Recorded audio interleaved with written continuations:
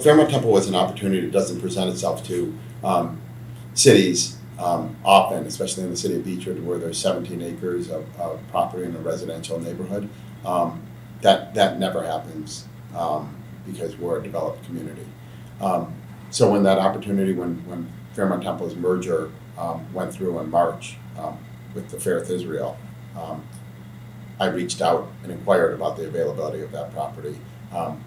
We had subsequent discussions, and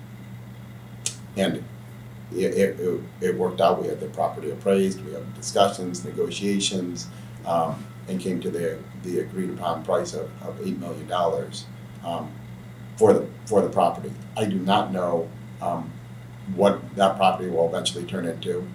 We have certainly mentioned that it could be for some sort of recreational use or municipal type use. It could be a combination of that. It could be a combination of that and some housing. We just don't know yet. We're going to have engagement with the community and discussions with City Council and come up with what we believe at the end will be the best use of that property. And your family is a congregant of Fairmount Temple, is that right? Yes, we are. Okay, so is that kind of exciting for you about this merger? Well, it's kind of, I guess you could say it's kind of bittersweet. Mm-hmm. I just celebrated on Friday my 21st wedding anniversary and was married at Fairmount Temple. Mm-hmm. I don't see the building remaining. The property is just too valuable, and part of the problem with the facility is that it's aging. And similar to city facilities, whatever, it needs a lot of money put into it to maintain it. The city doesn't necessarily have an interest in having that temple on the property. It's a really large facility, but if we're going to use it for one of these other purposes, it eats up a lot of that property. Mm-hmm. Then maybe for better use at this point. I mean, part of the reason that Fairmount Temple and Fairth Israel merged, obviously, I don't need to go through the whole history of it, you guys know, is that their congregations are shrinking. So that they merge them together, they will have a solid congregation. Mm-hmm. But yes, I was married there. My kids were bar and bat mitzvahed there. I grew up going to temple there, Sunday school there. My kids went there for that as well. So I certainly have fond memories. And Beachwood's going to be home to one of the largest Jewish Reformed congregations now, I think, in the U.S. Yeah. What does that mean to you in the city? I think I'm very, very proud of that. Obviously, we have a very large Jewish community in the city of Beachwood, and the people who come to that congregation certainly aren't all residents of the city of Beachwood. So we're glad to host people from neighboring communities. I think it speaks of our reputation, our history, of where we are as a city, as a Jewish community. I think it's great, and I'm glad that they have confidence in us. Listen, I don't know if they could have gone to the Fairmount Temple or the Fairmount site. Either one would have been a great choice for them. They did what they felt was best for their congregation, and we're happy to host them. Okay, and you kind of already touched on this, but what value does this bring to the city? Value in having such a large congregation here. Having Beachwood's on the map. Not that we weren't on the map before, but if we have the largest of one of the largest Reformed congregations in the country, it puts us on the map for that. And it's always nice to be for good things on a map. And so I'm very proud of that. As a Jewish mayor, I'm very proud that we're able to have that congregation here. And then kind of moving on, so recreational developments. So this seemed to be a really exciting year for that. So we're pickleball courts this year, community gardens, and then obviously the park that opened up. Yes, so really community gardens and pickleball. Community gardens were over a year ago now. Okay. That they were completed. We went in 2023 Started early on the community gardens to get those ready for spring of '23, and then worked on the pickleball courts during the later spring, summer. Pickleball courts opened up, I think it was late September, beginning of October last year with a hit. I mean, we had a long, late fall, so it worked out very well. And then we started on the playground basically the beginning of November with an anticipation of opening it up early summer. We beat that. We came in May 31st for the playground. The playground's been a hit, not only with Beachwood residents, but we know with people from surrounding communities. And we've heard from some people that there are too many people from outside of Beachwood utilizing the playground. That's good. We're glad that we can serve people. Frankly, it's the new playground. Everybody wants to come to the new shiny toy in town. I think that will dissipate over time, and people will go to the next new playground because everybody's trying to up the next community. And we did get a $700,000 grant from the county for the playground. So in part of that, when we asked the county for that funding, we said that it would be open to everybody. The previous playground that we had was open to everybody. There's no difference. And frankly, I don't know anybody's playground who is restricted to just community members. So we're just again fortunate right now. We have the new playground. When the next new one comes along, I'm sure that Beachwood residents will go to that one as well. And what are your plans for maintaining and keeping up the playground so that people want to come to it for years? Well, here right now, because we have so many people we have people in our public works department that their assignment every morning, early in the morning because it's summer and it's new, is to go over to the playground and clean it up and get the sand back into the sand pit. The sand pit, frankly, of all the money we've spent on the playground, the sand is the most popular aspect of the entire playground. Believe it or not. I mean, that's how we're going to do it. We're going to maintain it like we have every other asset and facility that we do in the city. And again, I think it'll taper down as time goes on. Not that it won't need so much attention, but I don't think so many people will be going to it. So the garbage won't need to be emptied so often. But Okay. And then now I see here you have improving safety measures. Are you able to speak to that a little bit? Yeah, and everybody probably says this, every elected official probably says this, that safety is my number one priority. They can say it, and then doing something about it is different. So I work very closely with Kate McLaughlin, our police chief. She keeps me very abreast of I guess I would like to say everything, but I don't know that it's everything because I only know necessarily what she tells me. But I'm pretty confident she tells me everything that I need to know. We have, we've instituted having police officers at Beachwood Place. We got a grant for that. And crime at Beachwood Place has subsided. Not that crime was necessarily ever an issue at Beachwood Place. I think it was the perception. It was really a perception issue that there were some incidents in the past. Those incidents occurred between individuals really who knew one another. They weren't random acts of crime. So having that there, and when there is an issue there, our response time is really good. So it may be that arrests at the mall maybe have increased, but they've increased because we're there. If we're not there, we can't arrest them if they've done something wrong. But shoplifting at the mall has been going on since the mall was opened in 1979. It's more one of those things that you just hear about it more often because of social media. Other things we've done, we've gotten a camera trailer so that we can rapidly deploy a camera if necessary in an area of town that somebody suspects that there's something going on. And just kind of redeployed the way that the police department officers are being used, so that we're just more readily available to hopefully deter people from doing crime in Beachwood. And is a camera trailer, is that different than the drone team? Yes, that's yeah. So different. So the camera trailer is a stationary unit that kind of has a pole on it and has cameras on it. Okay. So if we have a special event, we can set that up. Got it. Works out really good. Like last week we had the Juneteenth event, so we could put that in the Aquatic Center parking lot. Mm-hmm. Again, just trying to make everybody feel more safe. It's got, the camera's going back to the dispatch center so they can keep an eye on that as well. Mm-hmm. If something happens, they can go back and take a look at that.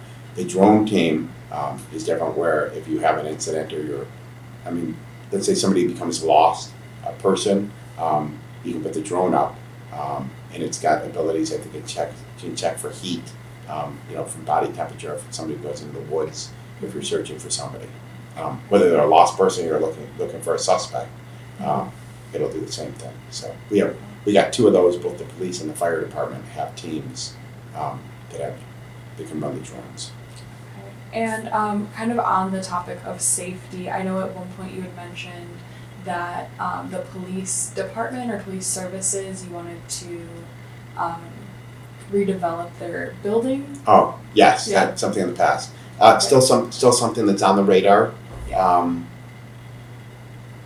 It's on the radar. We would like to do something with building a new police facility. Mm-hmm. They're kind of working 2 different areas of this building, so that administration and patrol are kind of separated. And it would be really nice if we could merge them together. I think a lot of it comes down to it's very difficult. Everybody's having difficulty hiring police officers. We are, I think, about to be at full staff. We're about to hire some more officers, which will bring us up to full staff. It takes a long time to go through the process of doing that. For the longest time, we haven't been. Not because necessarily you can't find them, but it's just a long process, and you don't necessarily know when people are going to retire, so you can't hire in advance of that. But I look at it a little bit. I'm a big college sports fan, and an Ohio State fan, let's say. Okay, colleges need to have the nicest facilities because they need to recruit and get the best players. And it's kind of the same thing in the police business nowadays. Officers have a choice of where they can go. They can come to Beachwood, or they can go someplace else. And I think it's very helpful to have some of the nicer facilities for them to work in. They're calling it home for a lot of 12 hours a day, for several days of the week. So it's important, like we do for our fire department. We probably have some of the nicest fire stations, in Northeast Ohio. Something I think that we're really proud of, because those guys, literally they are living there for 24 hours a day, every 3rd day. I think the same thing with police. It's important to have good facilities to attract good candidates. Certainly our pay is amongst the best in Northeast Ohio. And it's nothing that I'm ashamed of, that we pay well. These are the people we depend on to protect us on a daily basis. I don't want to be calling or have any resident or business owner or anybody passing through the city calling up and hoping that somebody shows up or that the person is capable of doing their job. I'm confident that every one of our officers is capable of doing their job, doing it very well. Okay. And so it seems like that is still something that's on the mind and but hasn't been put into concrete plans yet. Absolutely. Still exploring, where that location could be. Okay. Within the past year, what would you say has been 1 to 3 of the biggest challenges? 1 to 3 of the biggest challenges. Yeah. I think here, go to the playground for a second there. There were some people in the community questioning the cost of the playground. We know from doing our research on other playgrounds and from doing infrastructure improvements that the cost that we paid for the playground was a fair and reasonable price. So I think that was one of the things. There are people out there, I think hopefully now that it's completed, the people who were doubters are now believers in that. Well, time will tell. Anything that we ever do at City Hall, the challenge is, if we're going to do it, what are 7 other people going to believe in that? What is city council? They hold the purse. So if we believe in any project, it's gotta be something that we believe that, obviously at least 4 other people, will be in favor of. Ideally, I'd like it to be a 7-0 decision. We do have committee meetings where we talk about that and see where that is. One of the challenging things, and it's not necessarily a monumental issue in the city, maybe to some people, is we do dare calling. It's something we did for the second time last year. We're looking at it again to do it again this year. And it only passed on a 4-3 vote from city council. We do that in collaboration with the city of Shaker Heights, who's done it for the last 7 or 8 years. We joined them 2 years ago. And it's not, I don't think necessarily because the people on city council who voted against it are just adamantly against it. There's some feelings, that you're killing an animal. So I have the utmost respect for their viewpoints on that. At the same time, I think we look at it that we're saving other animals because there's only so much food that deer can, get from being in their wild. And we have residents who, when we have car accidents from deer, they're eating people's vegetation at their homes that they've spent lots of money on. Again, not a monumental issue here. Want to be a good steward, a good neighbor with Shaker Heights. So that's one of those things. Frankly, the same thing kind of on the playground. When the playground got passed, it only passed on a 4-3 vote. It's in my mind, I would like to see projects like that passing unanimously. It's for the betterment of the community, but again, I respect everybody's decision. So I think what I'm getting from that, though, challenge-wise, Yeah. is that getting everybody on city council on the same page can sometimes be a challenge. Oh, certainly. Okay. Yeah, it's work. But I will say this, again, in the now 2.5 years that I've been here, and so not that far removed from city council, except we have Josh, Ellie, we have three council members who I wasn't on city council with. So this is a relatively young city council, in the sense that you have four members who are on council who have been here less than 4 years. Where not going back that far, Beachwood City Council was a very veteran group of people. That doesn't mean that these people don't know what they're doing. I think that they all know what they're doing, but they don't have the experience. And there's nothing, experience is a good thing. It's important. Good, bad, and different. It's helpful. Okay. So Beachwood Library remodel, is that something that's still? Yes, so certainly. Again, kind of back to where we're talking about, one of the things that frankly shows how well the city is doing, I'm most proud of, is the amount of buildings we're taking down and redeveloping, not just taking down to have vacant land. We've talked about, the Porsche building, we've talked about the Skoda dentistry, and whatever happens with the old Porsche building. We have both Hilltop and Bryden elementary schools that are going to be coming down, being replaced by new buildings. The library is on track. They are working on plans right now. My understanding is that plans will be complete by the end of this year, if not sooner, and they will want to start construction as soon as possible. So later this year, the beginning of next year, they're a little bit off. They had a bump in the road. I don't know exactly where that was or what have you, but they are moving forward with those plans for a new building. I'd seen they had an open house, I think maybe, but I'd seen some initial renderings or whatever. It looks great with what they're proposing. It has a lot of glass. It's just a very bright open building compared to the current building that's brick and glass. This is a lot of glass. And so the DoubleTree Hotel redevelopment, Yep, I think another- it also goes another by one. Park East. Yes, Okay. yep, yeah. Where is that at? Don't know where the developer is with that. They've had approved zoning for that for not quite 2 years, I believe now. So I don't know where that is. The only thing I can say from being an outsider looking in or what have you is interest rates have increased substantially in that time.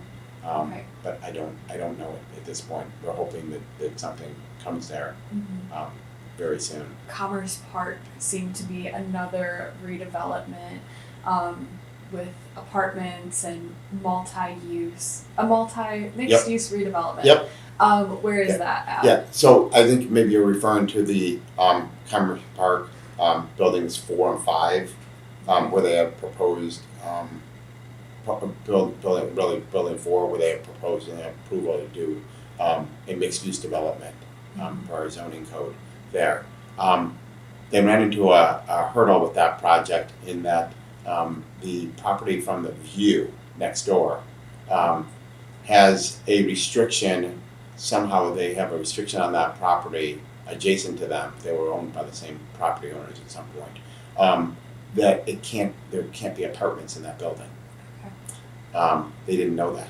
Mm-hmm. So my understanding is they are, excuse me, they are attempting to overcome that challenge. Mm-hmm.